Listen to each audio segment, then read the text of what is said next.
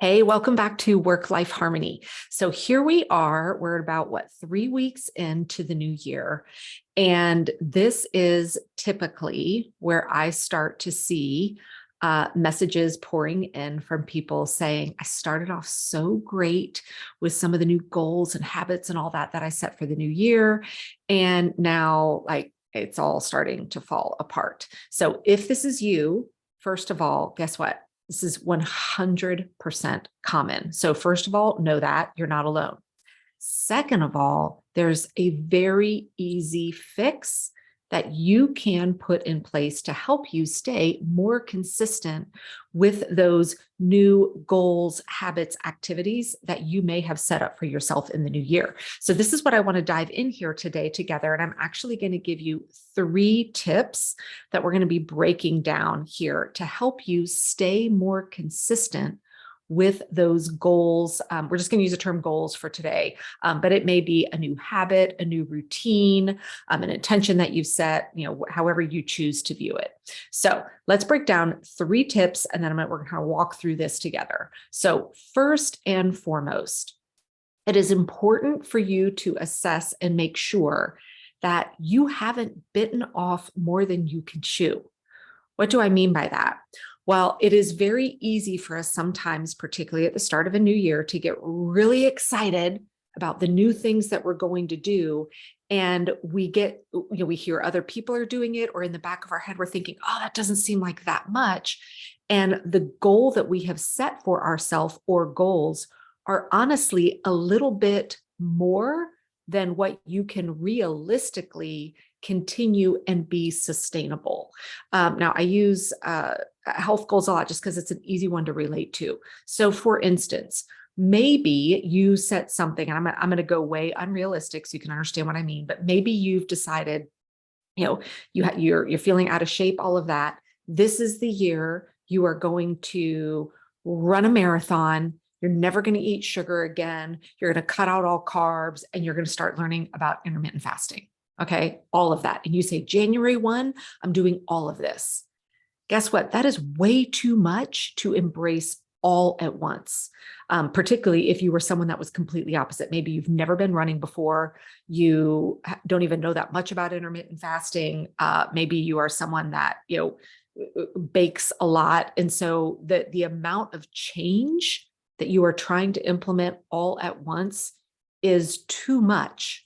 All right, so this is what I mean by biting off more than you can chew. Now, a second flavor of biting off more than you can chew is not recognizing how much time you may need to make progress on this goal, and the reality of your current life doesn't support that level of time. All right, so biting off more than we can chew comes in 2 flavors.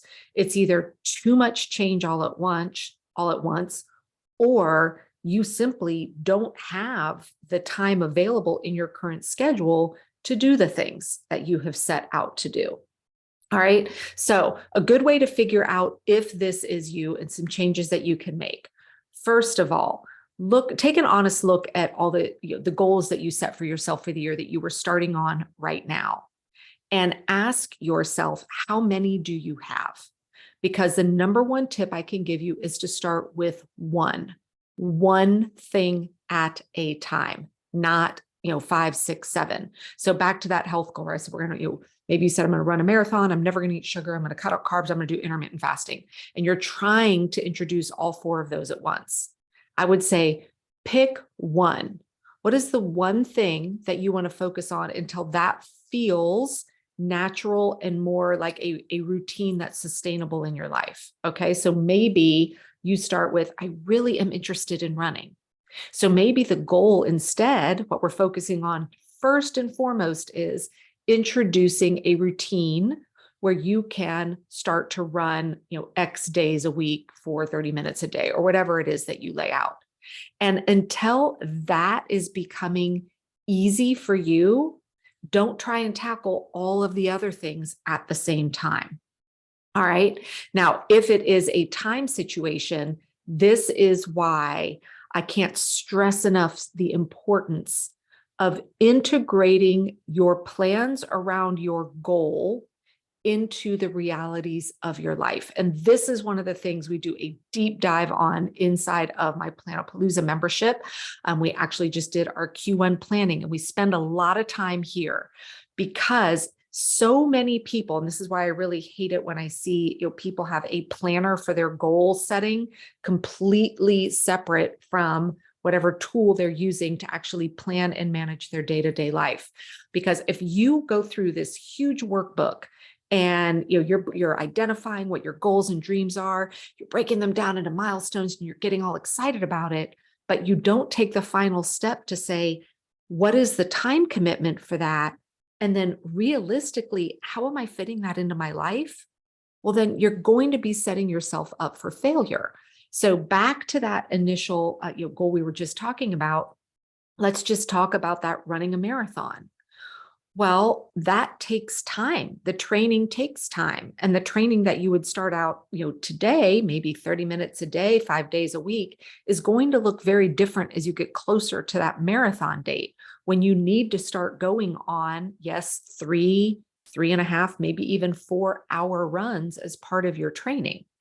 Well, you have to integrate that into the reality of your life to say, is this something I have time for or am willing to prioritize in my calendar in order to make this goal happen?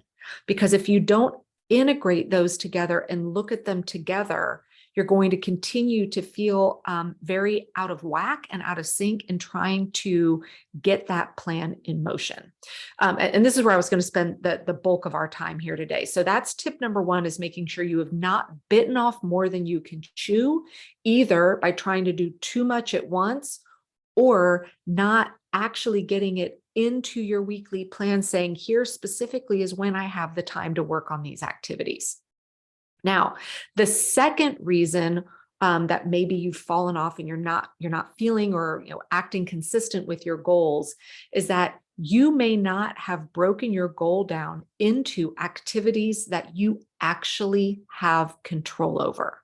So what do I mean by that? Now, for any of you out there, I know a lot of you listening, you run your own business, whether it's through a network marketing company or a business you've built or a hobby on the side, whatever it may look like. A lot of people go and set goals as it relates to business around sales and revenue, right? Or maybe earning a trip or something like that.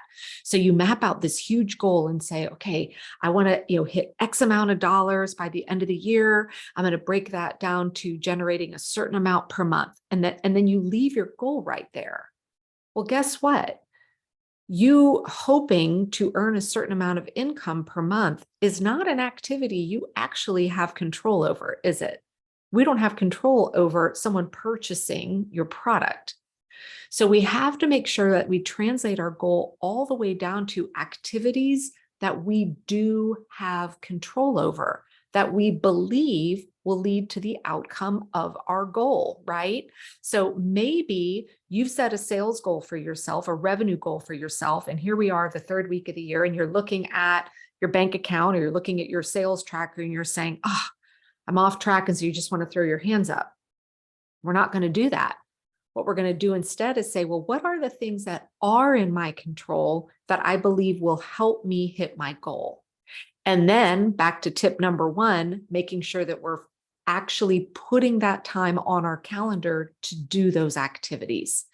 It breaks my heart when I see people completely step away from a goal that they have simply because they haven't figured out how to translate that into the things that are in their control. And they continue to set goals and only look at information that they actually have no control over. And so this is why a lot of people just give up on a goal as well.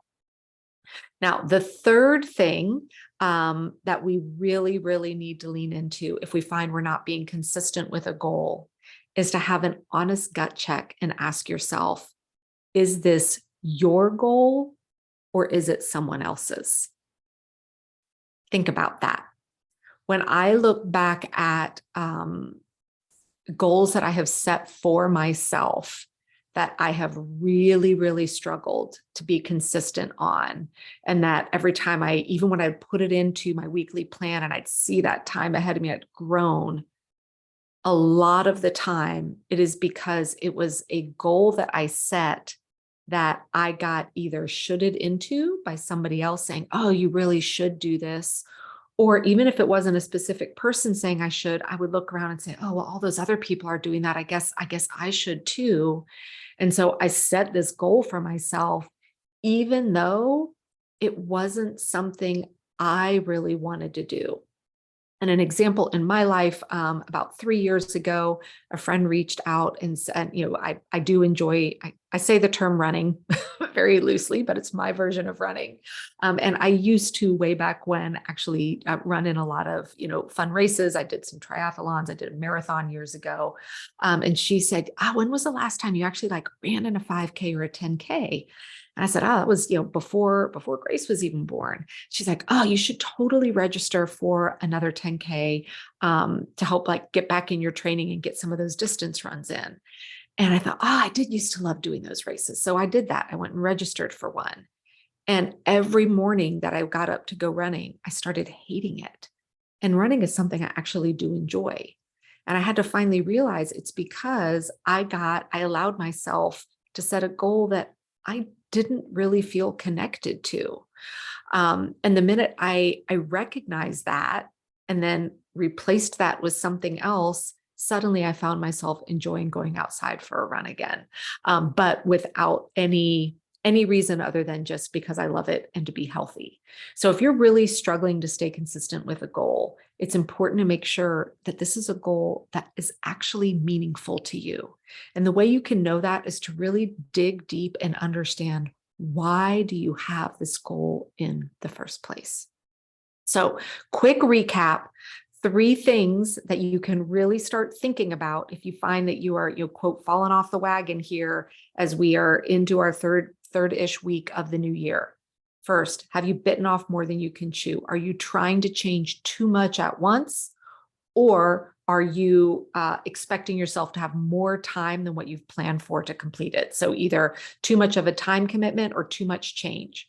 Secondly, are you zeroing in on the activities that you actually have control over to help you with that goal? And then third, is it really your goal in the first place? If it's not, guess what? You have the right to go ahead and change that. So I would love to hear if you are open to sharing what goal you are most excited about for the new year.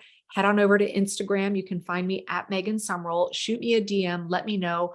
And if you're struggling to stay consistent, I'd love to hear that too, so that we can dive in together and figure out where there may be a disconnect to get you right back on track. Have a fantastic week. I'll see you again soon.